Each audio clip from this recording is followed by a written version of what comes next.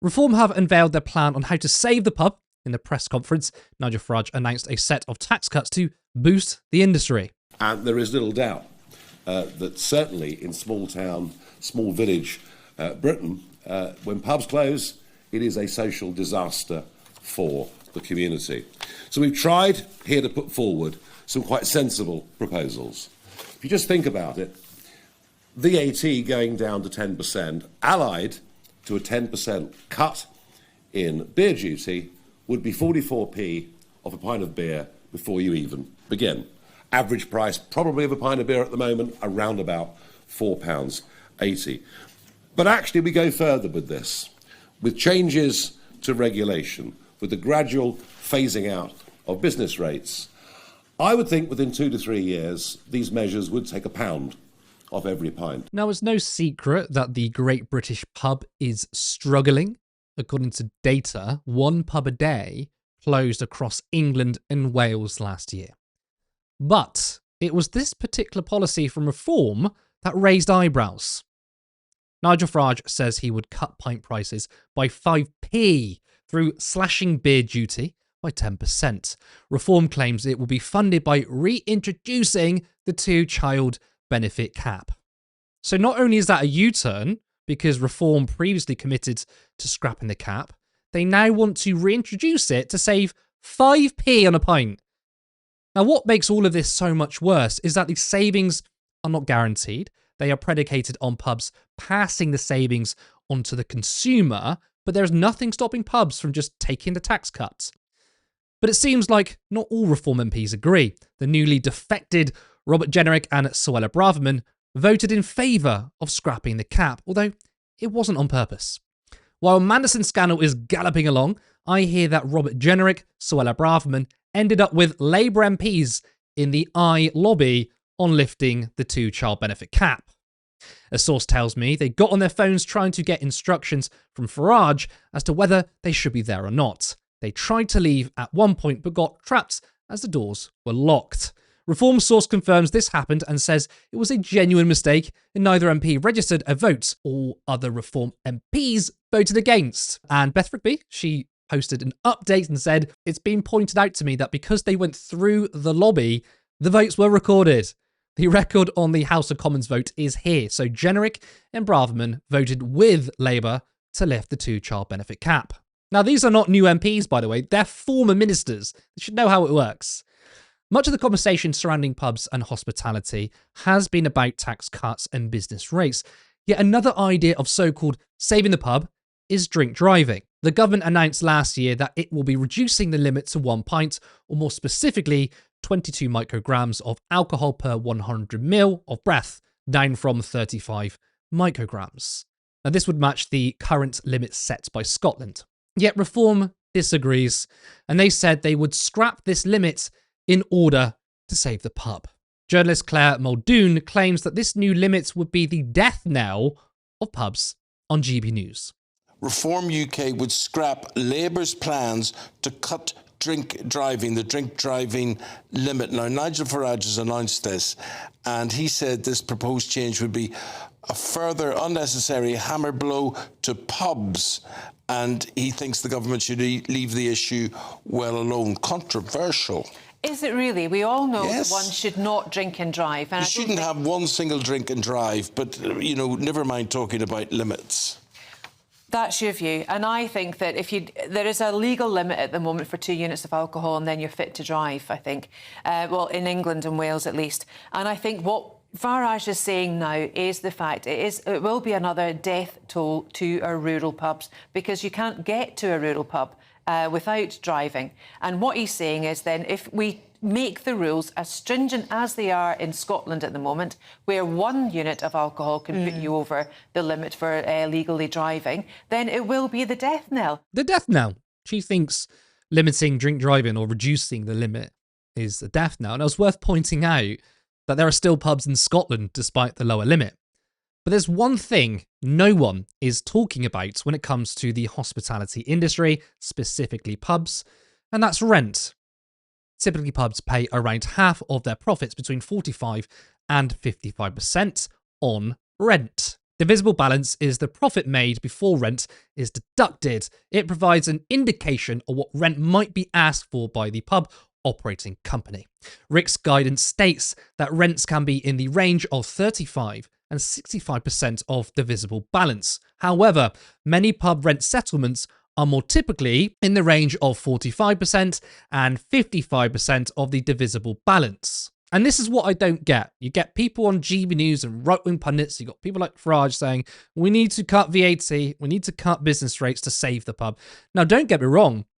I'm actually not opposed to these measures. I'm not opposed to cutting taxes on smaller firms or, individual independent pubs, because it, of course, will make a difference. But it's such a small thing. It's tinkering around the edges, when in reality, it's rents. Now, for what it's worth, I went on GB News, like a month ago, to talk about this very specific thing. And I was put head to head with a pub landlord from an organisation. And he ended up emailing me afterwards. I'm not going to obviously go to the personal email. He emailed me saying, by the way, I completely agree with everything you're saying. The problem is the corporate landlords is the big brewers, and the fact that small firms or, small pubs are paying through their neck in rent. And the state could jump in and say, do you know what? We're going to build lots of council housing, which is good for tenants to find a home. And we're also going to build lots of commercial properties. So pubs or small businesses can use them, and if it's directly owned by the state, they can reduce prices. But of course, you're not going to hear that in the right-wing media. You're not going to hear that from Reform, because a lot of their backers and their friends are commercial landlords. So instead, they're trying to blame Labour that, the Great British Pub is dying because of taxes. Again, it's such a small part of it. Harriet, punishing children and pushing them into poverty to save 5p on a pint, is it worth it? Obviously not. I just want to go back to that lady who was on not GB News, with Aim on Homes talking about drink driving. It's like, are there not taxis where you come from? Like, have you not heard of these things? That's what they're for. They're to take you home from the pub when you've had a drink.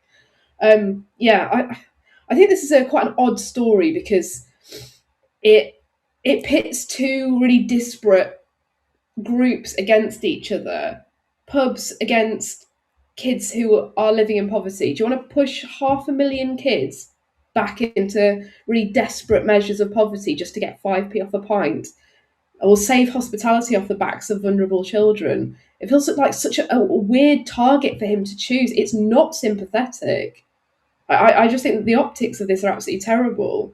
And also, we've had the IOPPR saying today that the maths on this reform policy don't even add up. Like, halving VAT for the sector alone, which Farage is proposing, would cost over 5 billion, like 5.6 billion. That's way more than we would get back, which was roughly 3 billion from reintroducing the two-child benefit cap, which obviously is a really cruel and stupid move.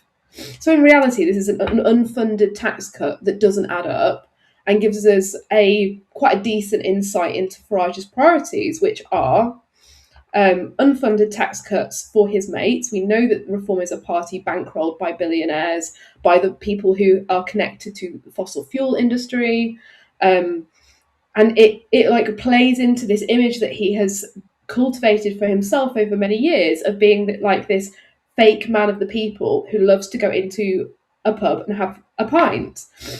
I mean, that materially doesn't actually mean anything in terms of who he is and what he would do for the country. It's just like this relatable veneer that he puts on, the same with like the barber jacket and the flat cap and like the cigarette in one hand. It's all just window dressing. I think that one thing he said about this policy was particularly interesting. He said it's reducing the benefits bill in favour of encouraging private enterprise and jobs and wealth creation. And if that does not sound like the most Tory Cameron and Osborne austerity statement that you've ever heard, like, please give your head a wobble. This is like Tory 2.0. And he's U-turned on it, as I think you mentioned earlier, Curtis. In the summer, he was really keen to scrap the two-child benefit cap. And I really think that people like Farage and people like the Tories who introduced it, it was introduced under Theresa May's government, right, in 2017.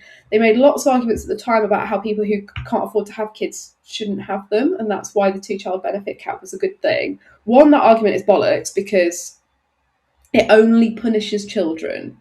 It only punishes kids who didn't ask to be born and have like no control over this situation whatsoever. It doesn't really punish their parents. It does, but it more punishes literally blameless and innocent children. And putting that against having 5p off a pint or maybe £1 in 2 to 3 years, again, terrible optics. There are loads of factors in why pubs are suffering.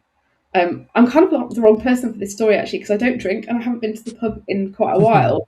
But like, I put cost of living at number one. Why would you go to the pub and buy a really expensive pint, which is like up to £8 in places in London, when you can go to the supermarket and buy your booze for an absolute fraction of the price? Yes, we need more spaces for connection, more third spaces. This is not the way to do it. I love your colleague Aaron's policy idea to bring down pints, because he says maybe we can tax supermarkets on alcohol. Of course, yes, that money is going to be passed down to the consumer, but it's kind of crazy that drinking at home is cheaper than going to the pint. Going to the pub.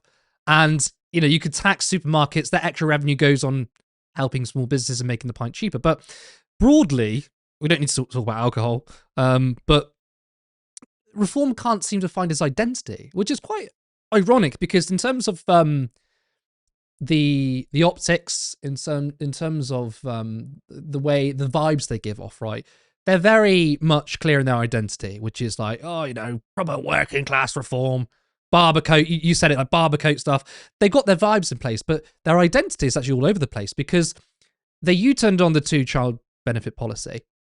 Beforehand, the reason why they said they're against the two-child benefit cap was kind of following in a lot of European far-right circles, which is like, oh, we need to have more of our own, right? Of course, we agreed to get rid of the cap because we think it's wrong and no one should be in poverty.